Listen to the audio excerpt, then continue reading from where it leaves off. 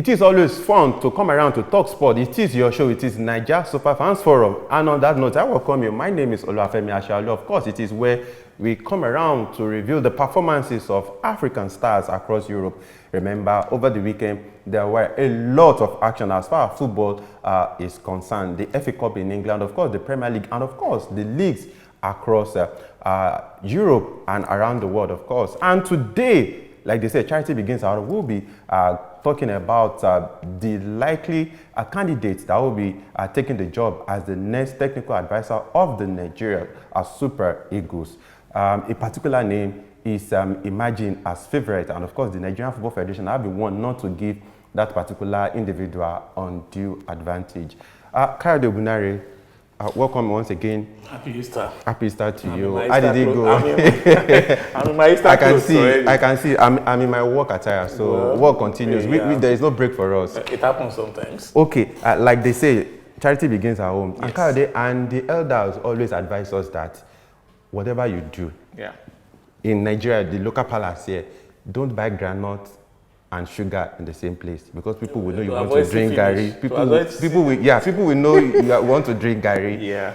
Now, the NFF president, Amaju Pinnick, in the latest interview he had, he said, he started, saying that Pasero. And now, news over the weekend emerged that NFF is set to announce Pasero as the new technical advisor. Realistically, looking at the NFF, its finances, its terrible employment history, the only candidate that they are capable of getting. Hold on. It's too early to start like this on a new week, new working week. I'm willing to reconcile with anybody, but I'm telling you that given the NFF's terrible employment history, given the state of their finances, despite everything that Amaju Pinnick is saying, the only person that they can attract at the moment is Pesero.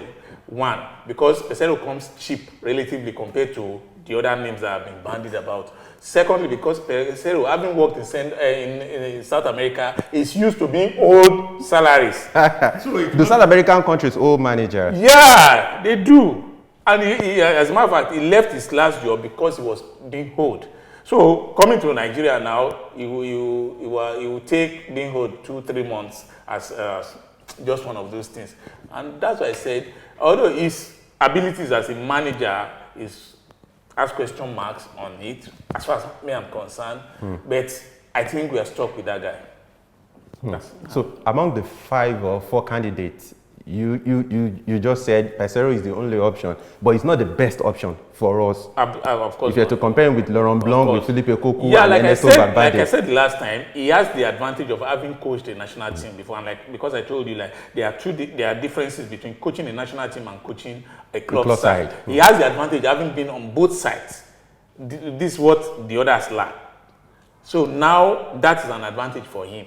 But in terms of his coaching ability, there's still a big question mark on it as far as I'm concerned. He is what we can afford, not what we deserve. I think the NFF president is wowed by Pasero's ability to analyze Super Eagles player by that software, Y Scout Kayode, because he mentioned it again. I remember, and I said, the second time he mentioned that again. And let me also repeat again, like I said, like we've been on this route before. In 2010, I was at the National Stadium in Abuja when Las Lagabak was introduced to the public as our coach, and he said he came with a PowerPoint presentation telling us all about Nigerian players on a board. At the end of the day, we went to the World Cup and we saw a totally different team. Like somebody who has been living under a stone before having to coach the Super Eagles. We saw a very strange tactics, very strange setups and everything. So for me, I'm not bought over with this Y Scout rubbish that you guys are banding about. The summary of that thing was that Las Lagabak took Nigerian football backward. Kayode, let's still remain at home now. The LMC, the Hamas, are falling on Kano Pillars. Of course, we knew what happened against Katsina United. Yeah. In the second minute, Kano Pillars fans were dissatisfied with the result. As the match was progressing here, and they unleashed him on the team boss of Katsina United. This is the same club that have been playing in Katsina, yes, and of course Kaduna, yes, and imagine what happened. And now Katsina United, they came out to say that all the belongings of the players were stolen. 9 million fine. They've banished them to Abuja. They've banned Sani Abacha Stadium now, and 3-point deducted. Kayode, is that enough? See, of all the punitive actions, the one that gladdens my heart the most is the point deduction. Because I've always said, Femi, that if you want to teach clubs, Nigerian clubs, a lesson, deduct points. As a matter of fact, I'm dissatisfied that it's just 3 points. They should have taken 6 or 9 points. I know how difficult it is to get a point in Nigeria, in the Nigerian league, because say what you may, the Nigerian league is one of the most difficult in Africa. So I know how difficult it is to get 3 points, especially for a club that has been struggling home and away. Why are they worried that they are losing at that place, at that point? All through the season, they've not been very, very impressive. So now taking 3 points off them is like slashing their throat. And I wish the NLMC would have taken more than that, because that's the only way to punish them. Ask them to pay 9 million, ask them to pay 90 million, they will be able to afford it. Banish them to Abuja, banish them to Malum Fashi, it doesn't matter. The most important thing is taking 3 points. For me, I think 3 points should be the minimum that they take off teams. You know what? You will see that clubs will start behaving well.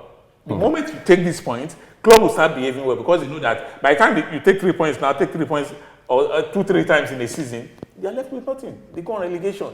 So that for me is when I saw the action, I was like, well done. It was very prompt and very swift. Very decisive. I like that. Yeah. Taking 3 points, even though it's not enough in my estimation, is the right way to go. Points deduction. Somebody was jokingly saying on social media that these are fans who were fasting. That where did they even get the strength from to destroy it? Okay, Kayode, love it or like it, love it or hate it.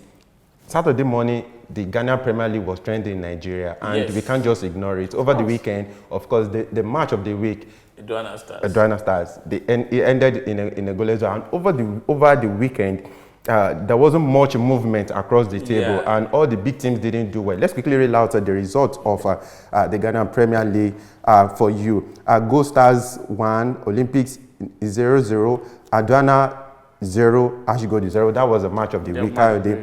Yeah, and Heart of Oak, that is 1. They play 1-1 with Sharks. Karela 1, Dreams 0, King Faisal 0, Accra Lions 1, Legion City 0, Madema 0. I hope I got that right. RTU 1. Mediama. Okay, I'm learning something.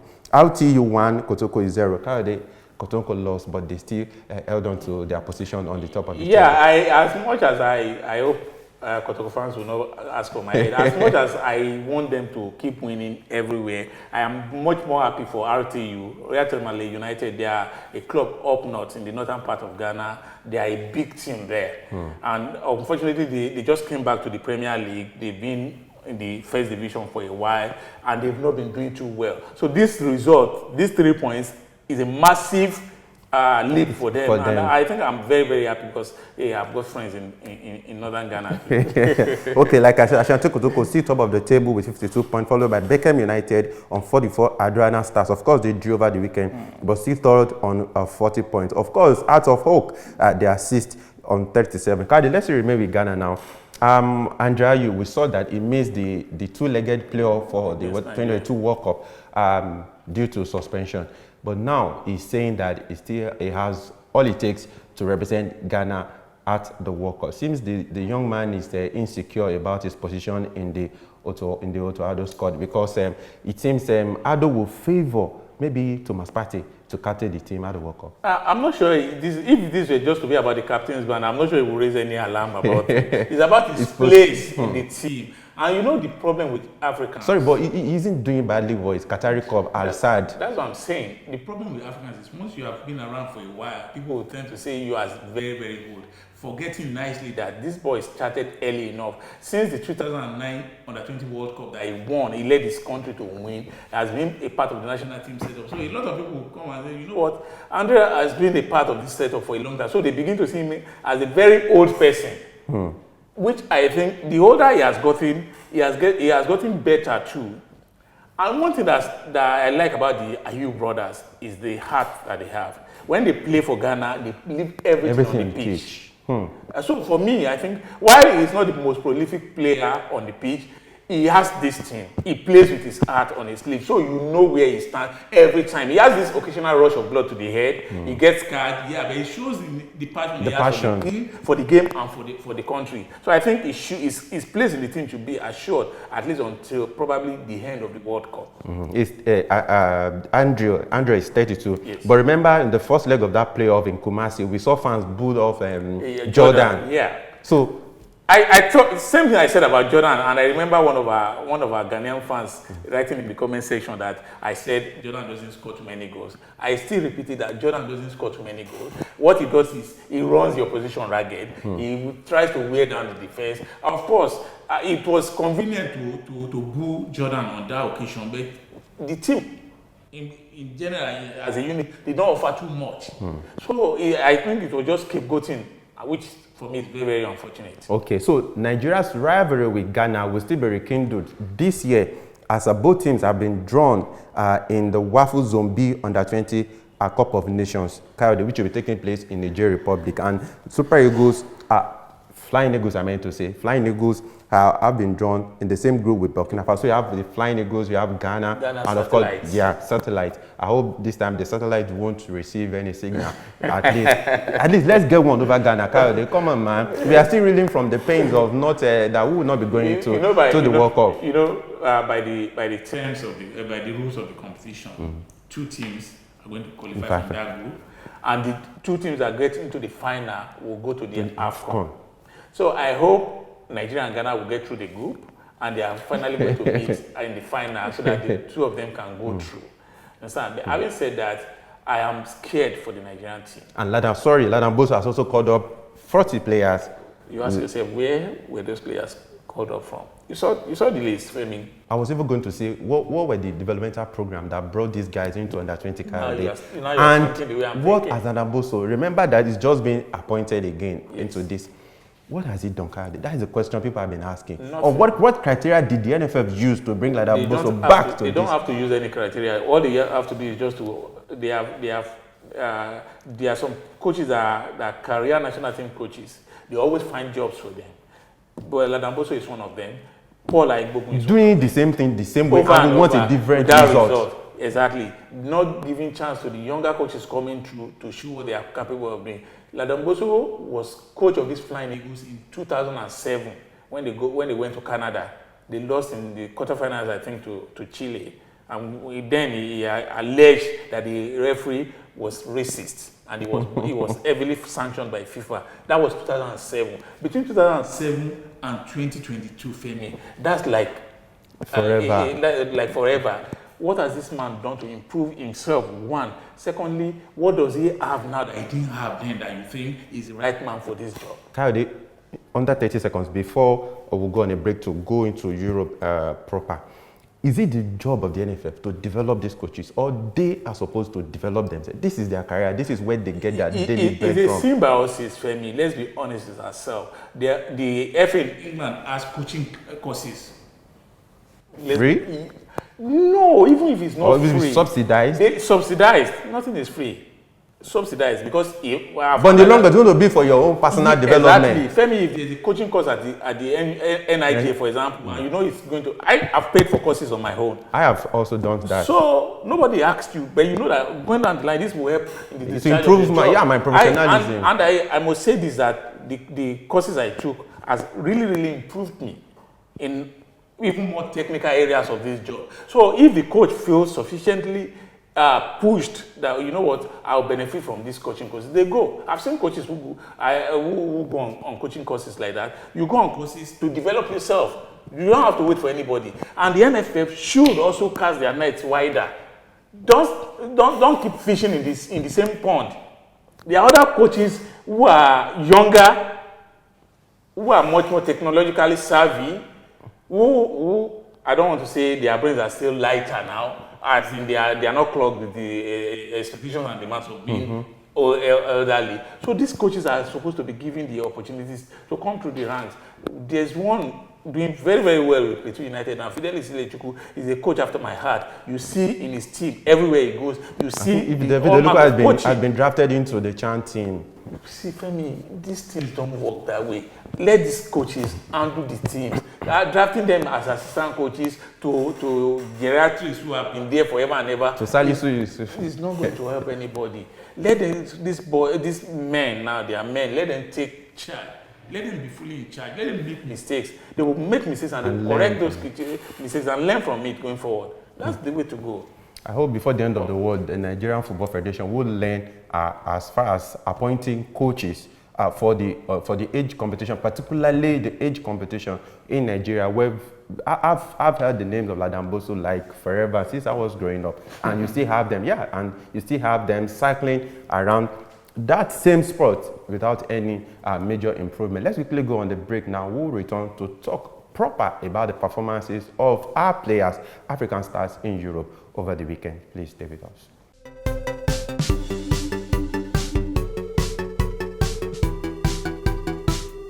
Yeah, welcome back. It's still Nigeria Superfans Forum. If you just started to watch us, you've missed a lot because we've talked about a whole lot of stuff, starting from Nigeria here, then to Ghana. Now we are going to Europe. Kayode, the FA Cup, we were expecting another blockbuster at Wembley, and it seems it was quite easier for Liverpool until Manchester United, they'll come on now. Until Manchester City woke up, but it was too little too late for them. Liverpool will be facing Chelsea in the final of the FA Cup. And African player Sadio Mane was the star for Liverpool currently. Okay, let me start this way. In the preview to the game, I told you that this game was going to be close. At the end of the day, it was close. I remember when it was 3. Yeah. I wanted to say, God don't is this prediction not going to come to pass this time around? I said it was going to be close, but Liverpool were going to take the day. That was never in doubt. Although I didn't think. Would you say City were won out by the game against Atletico Madrid? Because for the first time since I've been watching Guardiola play, I saw City wasting time. I think part of the problem with City was like the decision to rest some players, bringing in that goalkeeper, who for me was culpable. Who messed up that goal again for just a free hit for Mane. Exactly. So for me, all of these things contribute generally to the outcome of games. So we are not going to take them in isolation. But the main thing is, I felt Liverpool were going to be better on the day than City, which actually turned out to be. And for me, like I said over and over again, let me still repeat it, that the Africans in Liverpool and Man City have nothing to prove. They have overproved it. You saw Mane. For me, Mane is our player of the week. He showed it. He popped up at the right time, got the goal. Look at his bravery. Look at his relentlessness in getting that first goal. Any pressure on the goalkeeper. The goalkeeper didn't know what to do. He would have given up the goalkeeper will get to the ball before me. But he kept at it and he stampeded the goalkeeper and got that goal.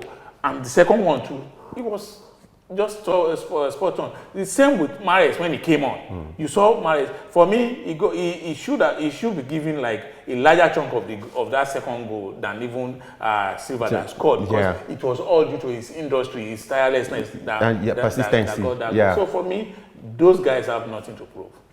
Okay, the other game, with Reza, and of course, Jordan Ayew, they were on the losing side to Chelsea, but any day, everyone knew it was going to be Chelsea's day. No, yeah, you thought so, and I also had that same thinking. But like I said, Palace were going to play without fear. They considered some cheeky goals out of relentless Chelsea attacking, and for me, they've done themselves proud. Because nobody expected them this far. Nobody expected them to be in London at the semi-finals, at the Wembley at the semi-final stage. So I guess they will take the lessons on, and we should just watch out for Palace next season. They're not going to win the league. They're just going to be a thorn in the flesh of the bigger teams. Kayode, I sat down and I was looking at the UEFA Champions League semi-final pairing, and I saw that Africans, we have representative in Villarreal, we have Bakambu, we have Chukwueze, Liverpool, we have 4 of them, Matip, Keita, Salah, and Mane. Then go to Manchester City. Of course, we also have Riyad Mahrez. So African stars are doing well over there in Europe. Okay, let's go to Premier League now. Our own Emmanuel Dennis scored his 10th goal of the season, though they lost. They lost at home to Brentford Coyote. I think... and it's been on 9 goals for more than a month now. I think Watford should just start preparing for life in the Championship. That's my honest opinion. Because, you see, I didn't see them losing that game. And I was surprised that they could lose it, because for the greater part of the game, they had control. They had the game tightly under control. Yeah. You would think that at least they will get to run away with a win, or at the worst, a draw. But losing that game is symptomatic of the larger problem at the club. When you are down on your luck, things like this just happen. You know the consolation I have about that, because I have Frank Oyeka. I think Brentford are safe for now. Yeah, they are safe. Definitely. Last week they had the better one over West Ham, and again I think this is their third game on the bounce that they've won. Chelsea, West Ham, and now they won 3. That's 9 massive points. Okay, Coyote, my man, Alexander Juku was in action again. This time he was playing from the left side of the defense, and they got They played 1-0 away to Troyes. At the time they were leading, and I think they just lost concentration. It was also a yellow carded ball.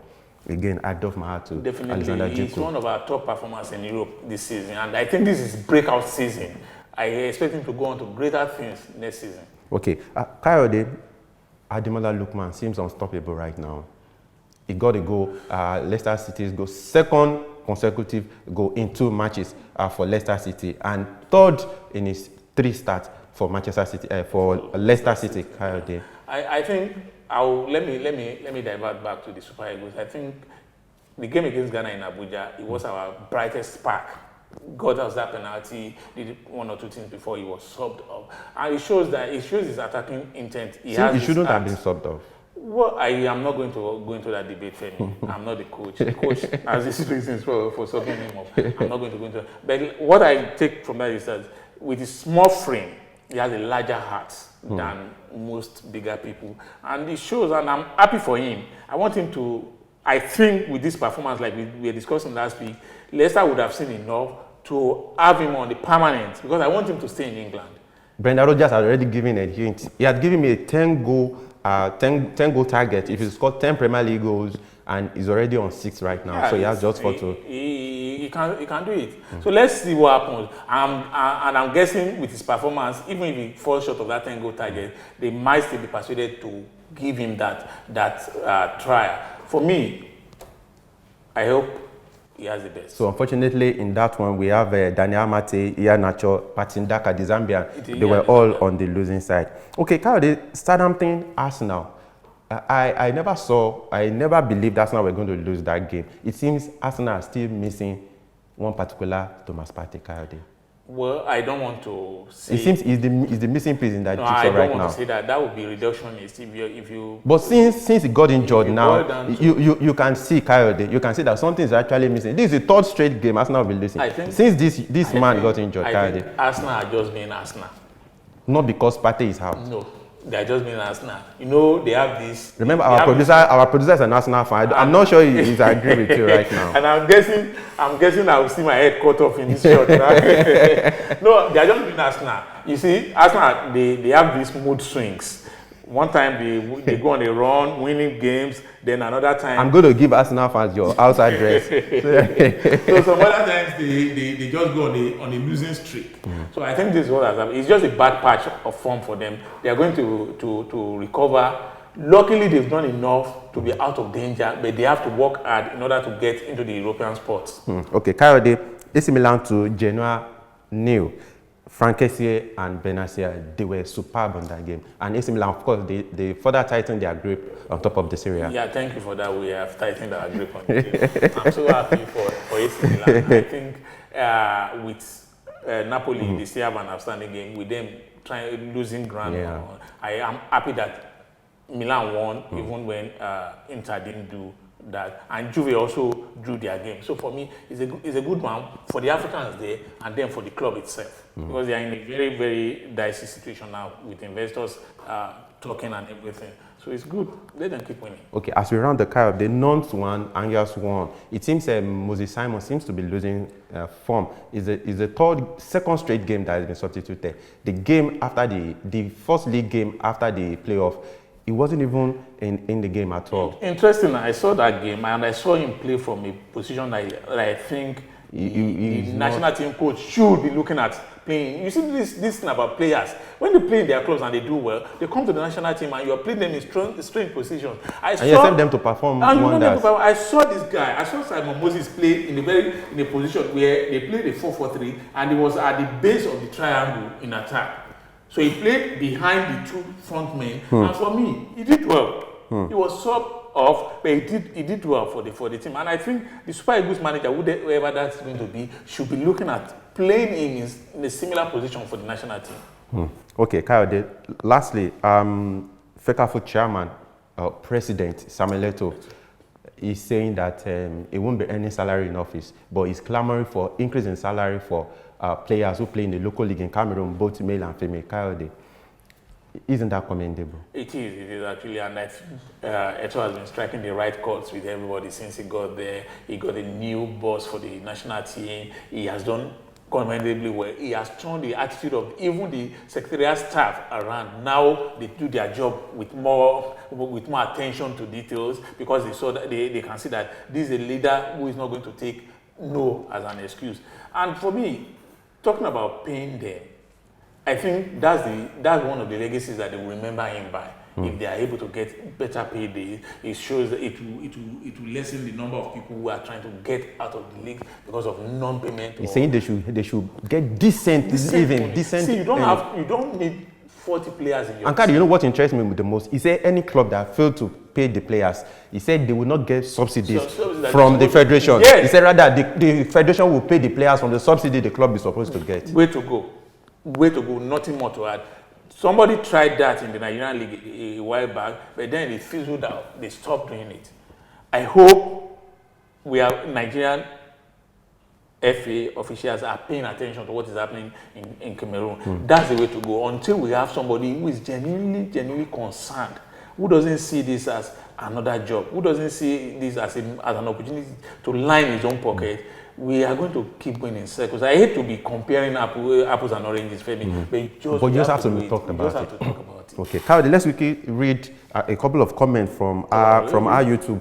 It's been wonderful, your comments. Please keep them coming. And I quickly take this from Yo Antwi Fripong. I hope I got that right. Our wonderful viewers from Ghana. Kayode says, since matches between Ghana and Nigeria always bring out the best from both sides, why don't we establish annual friendly matches across all the year group, including the women's team between the two countries, under 16, under 17, under 21, under 23, and the senior teams? Kayode. Perfect. I saw that comment and I think I liked it. And it's a good one. Hopefully they can bring it to be. God, I hope at that point we'll forget about the jollof. It will no longer be rivalry. The jollof war will be on until eternity. No, seriously, it will be on. That's not from me. Okay, from Tony Kubi. He said, bro, please, I want you to teach the Nigerian history about Ghana and Nigeria. So those who know nothing will know. So they will stop calling common Ghana, please. That's just banter. There's nothing like common Ghana. Okay, so this one is saying Africa's number one football show. Kayode. Oh. You are so kind. Thank you very much. That's from Seth KD. Abdul Karim, I really love your station because of good analysis of football. Thank you. Thank you very much. So please keep them coming. And this one is a good morning, my good bro. Thanks for sharing with us. God bless you and guide you everywhere you are. Amen. God bless our motherland, Ghana. Amen. Continue your good job. Amen. Abdul Karim from Ghana. And this one, let me quickly take it lastly. Say from the juvenile stages up to the senior teams, Nigeria can only manage to win at women's side. But for the men's soccer, even if Ronaldo, Messi, Mbappe plays for them, Ghana can.